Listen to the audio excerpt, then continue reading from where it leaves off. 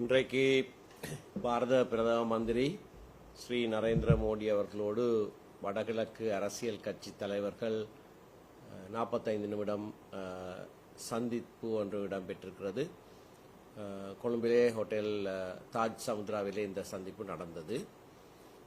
இலங்கை தமிழரசு கட்சியின் சார்பிலே எங்களுடைய தலைவர் திரு சி.வி.கே. சிவஞானம் அவர்கள், பாராளுமன்ற உறுப்பினர்கள் திரு சிவஞானம் ஸ்ரீதரன், திரு சாணக்கியன் ராசமாணிக்கம் மற்றும் பொதுச் செயலாளர் நான் ஆகிய நால்வரும் ஜனநாயக தமிழ் தேசிய கூட்டணி என்று அழைக்கப்படுகிற கட்சிகளிலிருந்து திரு தர்மலிங்கம் சித்தார்த்தன், திரு செல்வம் அடைக்கலநாதன் மற்றும் தமிழ் தேசிய மக்கள் முன்னணி சார்பிலே திரு கஜேந்திரகுமார் பொன்னம்பலம் ஆகியோர் இந்த சந்திப்பிலே நாங்கள் கலந்து கொண்டோம். பிரதம மந்திரி கூட்டத்தின் ஆரம்பத்திலேயே தமிழ் மக்களுடைய தலைவர்களாக நீண்ட நெடிய காலம் சேவையாற்றின திரு சம்பந்தன் அவர்களதும் திரு மாவை சேனாதராஜா அவர்களதும் மரணத்துக்கு தன்னுடைய அனுதாபங்களை தெரிவித்தார். கடந்த காலங்களிலே நாங்கள் அவரை சந்தித்த வேளைகளிலெல்லாம் இவர்கள் அந்த சந்திப்புகளிலே தலைமை தாங்கியவர்கள் என்றதை நினைவுபடுத்தினார். அவருடைய அனுதாபங்களுக்கு நாங்கள் நன்றி தெரிவித்தோம். பிரதானமாக இன்றைய சந்திப்பிலே இலங்கை இந்திய ஒப்பந்தத்தின் அடிப்படையிலே தான் இலங்கையிலே தமிழ் தேசிய பிரச்சினைக்கான ஒரு தீர்வு இருக்க முடியும் என்பதை நாங்கள் நம்புகிறோம். ஒரு அர்த்தமுள்ள அதிகார பகிர்வு முறை ஏற்படுத்தப்பட வேண்டும். அந்த இலங்கை இந்திய ஒப்பந்தத்தை நடைமுறைப்படுத்துவதிலே பல குறைபாடுகள் காணப்படுகின்றன. 13ஆம் திருத்தம் அதை முழுமையாக அமல்படுத்தவில்லை.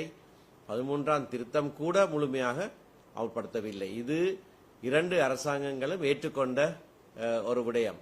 ஏனென்றால் 2010ஆம் ஆண்டு, 11ஆம் ஆண்டு, 12ஆம் ஆண்டு இந்த 3 தடவைகள் இலங்கைக்கும் இந்தியாவுக்கும் இடையிலே விடுக்கப்பட்ட கூட்டறிக்கைகளிலே இது சொல்லப்பட்டிருக்கிறது. 13ஆம் திருத்தத்தை முழுமையாக அமல்படுத்தி அதன் மேல் கட்டியெழுப்பி ஒரு அர்த்தமுள்ள அதிகார பகிர்வை உருவாக்குவோம் என்று சொல்லப்பட்டிருக்கிறது.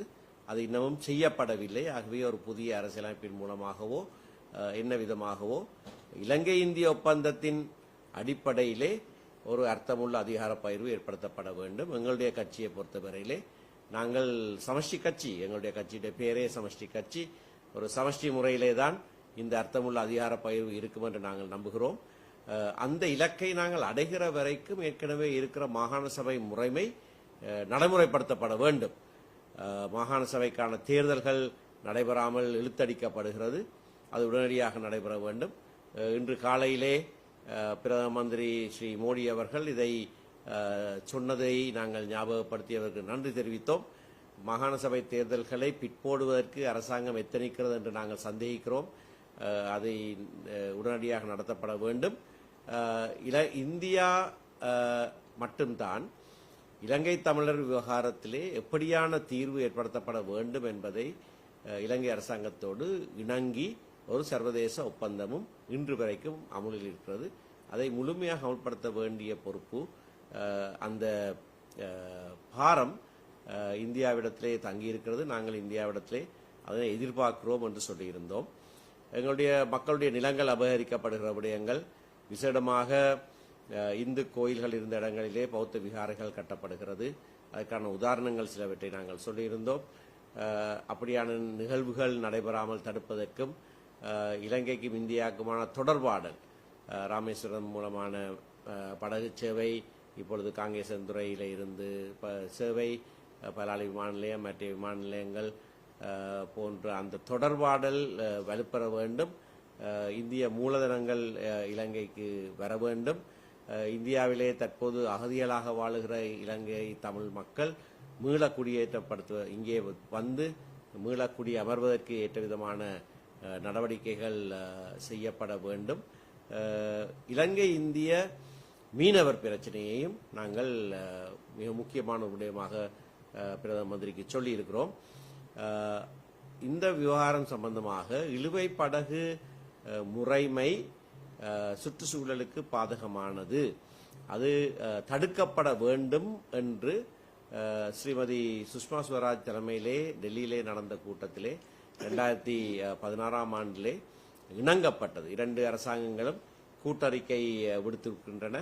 ஆகையினாலே அந்த கூட்டறிக்கையிலே இணங்கிய விதமாக இந்த இழுவை படகு முறை முற்றுமுழுதாக தடுக்கப்பட வேண்டும். இலங்கையிலே அதற்கான சட்டத்தை இயற்றியிருக்கிறோம். இந்தியாவிலேயும் தடுக்கப்பட வேண்டும் என்று நாங்கள் அவரிடத்திலே கோரிக்கை முன்வைத்திருக்கிறோம். இந்த விவகாரம் சம்பந்தமாக எங்களுடைய மீனவர்களுக்கு ஏற்படுகிற பாதிப்பு விடயங்களை திரு சித்தார்த்தன் அவர்களும் திரு கஜேந்திரகுமார் பொன்னம்பலம் அவர்களும் கூட எடுத்துச் சொன்னார்கள். அவர்களும் அரசியல் தீர்வு சம்பந்தமான விடயங்களை வலியுறுத்தி சொல்லியிருக்கிறார்கள். இலங்கைக்கு உத்தியோகபூர்வ விஜயம் மேற்கொண்டுள்ள பாரத பிரதமர் தமிழ் தேசிய கட்சிகளின் தலைவர்களுடன் இன்று சந்திப்பு ஒன்றை மேற்கொண்டார். தமிழ் தேசிய கட்சிகள் சார்பில் பாராளுமன்ற உறுப்பினர்களான சிவஞானம் ஸ்ரீதரன், கஜேந்திரகுமார் பொன்னம்பலம், ராசமாணிக்கம் சாணக்கியன், செல்வம் அடைக்கலநாதன் மற்றும் தமிழரசு கட்சியின் பதில் தலைவர் CVK சிவஞானம், பதில் பொதுச் செயலாளர் சுமந்திரன் மற்றும் முன்னாள் பாராளுமன்ற உறுப்பினர் சித்தார்த்தன் ஆகியோர் கலந்து கொள்கிறார்கள். இந்த சந்திப்பில் பாரத பிரதமர் முதலாவதாக மதிப்புக்குரிய தமிழ் தலைவர்களான மறைந்த சம்பந்தன் மற்றும் மாவை சேனாதிராசா ஆகியோரின் மறைவுக்கு தனது ஆழ்ந்த இரங்கலை தெரிவித்துக் கொள்வதாகவும், அவர்கள் இருவரும் எனக்கு தனிப்பட்ட ரீதியில் மிகவும் நெருக்கமானவர்கள், தெரிந்தவர்கள் என அவர் இதன்போது சுட்டிக்காட்டினார். இதன் பின்னர் ஒன்றுபட்ட இலங்கைக்குள் தமிழ் சமூகத்துக்கு சமத்துவம், கண்ணியம் மற்றும் நீதி நிறைந்த வாழ்க்கைக்கான அசைக்க முடியாத அர்ப்பணிப்பை மீண்டும் வலியுறுத்துவதாகவும், எனது வருகையின் போது தொடங்கப்பட்ட பல திட்டங்கள் மற்றும் முயற்சிகள் அவர்களின் சமூக, பொருளாதார மற்றும் கலாச்சார முன்னேற்றத்துக்கு மிகவும் பங்களிக்கும் என அவர் இதன்போது குறிப்பிட்டார்.